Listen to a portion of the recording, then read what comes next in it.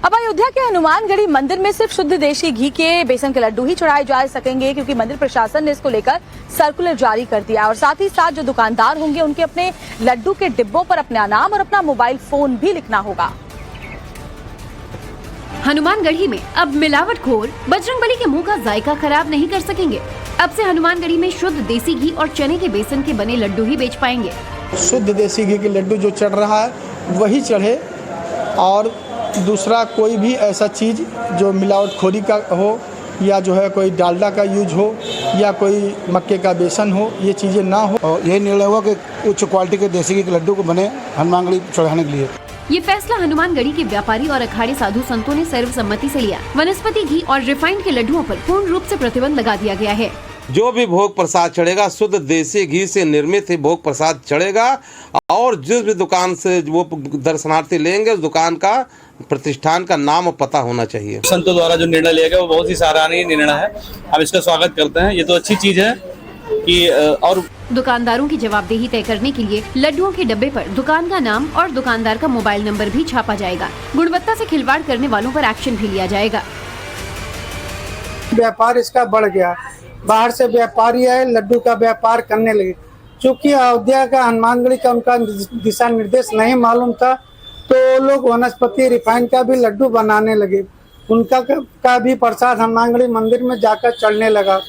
तो वहाँ पर साधुओं ने इसका स्वाद चखा, तो उनको यहाँ के लड्डुओं में अंतर लगा। तो यहाँ के साधु संतों ने और व्यापारियों के बीच में एक समन्वय बैठक हुई, जिसमें निर्णय लिया गया कि जो भी व्यापारी बंधु हमारे ऐसा मिलावटी यानी वनस्पति या रिफाइंड का लड्डू बना रहे, उनको दिशा निर्देश दिया जाएगा वो भी शुद्ध देसी घी का लड्डू बनाएं। और साथ में साथ जो बाहर से व्यापार करें, जो स्थानीय व्यापारी हैं, एक दिशा निर्देश हुआ कि अपने दुकान का प्रतिष्ठान का नाम, एड्रेस, मोबाइल नंबर रखें। अगर उनके प्रसाद में कुछ भी गड़बड़ी पाया जाता है तो उस लड्डू की क्वालिटी की जांच होगी, और जो भी विधि पूर्वक उनके साथ होगा उसके जिम्मेदार वो स्वयं होंगे। अयोध्या के साधु संत, खासतौर से नागा साधुओं ने ये फैसला लिया है कि प्रसाद की शुद्धता के लिए किसी प्रकार से भी कोई समझौता नहीं किया जाएगा। अभिषेक श्रीवास्तव, टाइम्स नाउ, नवभारत।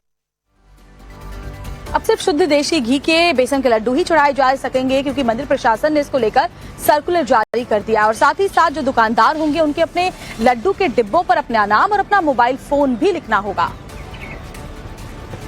हनुमानगढ़ी में अब मिलावटखोर बजरंगबली के मुंह का जायका खराब नहीं कर सकेंगे।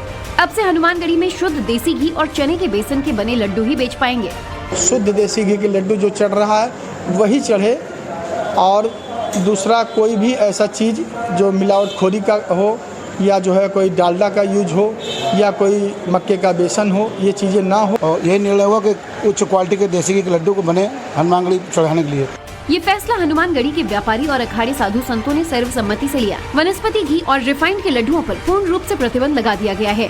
जो भी भोग प्रसाद चढ़ेगा शुद्ध देसी घी से निर्मित ही भोग प्रसाद चढ़ेगा, और जिस भी दुकान से वो दर्शनार्थी लेंगे उस दुकान का प्रतिष्ठान का नाम और पता होना चाहिए। संतों द्वारा जो निर्णय लिया गया वो बहुत ही सराहनीय निर्णय है, हम इसका स्वागत करते हैं। ये तो अच्छी चीज है कि और दुकानदारों की जवाबदेही तय करने के लिए लड्डुओं के डब्बे पर दुकान का नाम और दुकानदार का मोबाइल नंबर भी छापा जाएगा। गुणवत्ता से खिलवाड़ करने वालों पर एक्शन भी लिया जाएगा।